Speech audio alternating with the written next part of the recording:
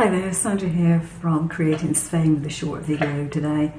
Now, a lot of people have got these little ink pads or other brands, whatever, but small ink pads, and if you don't use them too often, or maybe if you use them too much, they end up not working very well because they dry out. Now, these are water-based ones, okay? This is not an oil-based ink. A lot of people try re-inking these with watercolours, with alcohol inks or whatever, but they do tend to dry out and you just generally lose the colour. So I suddenly thought to myself, I've got something else I can use. I was given a set of mica powders at Christmas, and I've got quite a few colours, probably as many colours, well, maybe not quite as many colours as I have ink pads. However, with powders, you can always mix one colour with another to get a different colour altogether. So what you do, and I've done it on this one, you can probably see, this was completely dried out. In fact, I've got the sample there.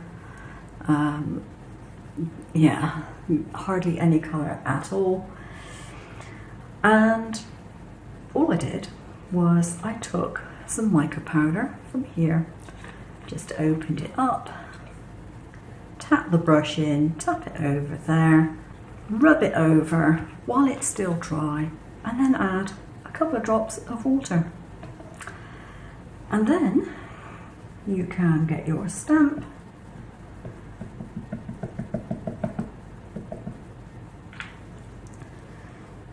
And you can stamp whatever it is you want to stamp with it. There we go. Now we have a perfectly good stamped image, nice and clean, brilliant. You literally only add a couple of drops of water. Now you might say, well, you can do this with your inks and things. Yes, you can, but the colour will always kind of graduate to the bottom of the pad, even if you store them up the other way. It just seems to evaporate, disappear, go, whatever. The beauty of the powder is that it stays on the top, so you're not wasting it, you're using very, very little, and it makes it a one-step process. Yes, you could use a transparent sticky ink, do your stamping, and then brush the powder on, but that's a two-step process. This is a one-step, and it works really, really well. Now, I tried it with this one, which had virtually no colour in it at all, even though I had barely used it. And this one, I actually tried with Pearl-Ex. Okay, so I tried Pearl-Ex on this, and I didn't think that this particular powder worked quite as well. I mean, these were cheapy jobs. This was like 15 euros for a whole set. That's going to last you a long, long time. And of course, you can use powdered pigments for lots of different things. You can add it to clear gels, you can add it to polyfill, you can add it to whatever.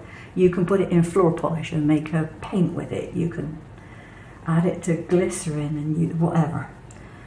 I didn't think this worked quite as well, but let me just test it again. Now it's had a few minutes to settle. I don't think, even though I did precisely the same steps, I don't think it's as smooth a powder. But maybe I'm wrong. Okay. Well, that's actually better. But I'm still not convinced it's 100%. I think those powders are finer than the Pearl-Ex. So, yeah.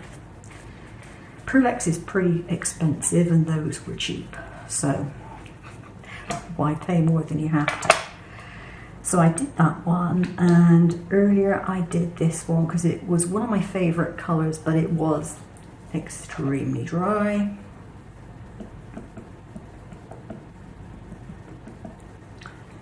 And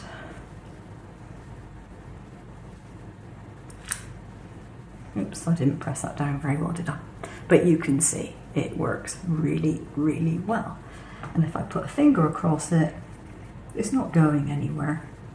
It's just like it would be if it was my normal ink. So the beauty of this is that it doesn't sink into the pad. colour isn't going to go anywhere, and all you need to do is top it up with 1 or 2 drops of water from a bottle or a syringe or something. Do not overdo the water, and you will be able to have all these myriad of nice pearlized inks. I think that's a win-win. Okay, that is it for today. I did say short and sweet. Thanks for watching.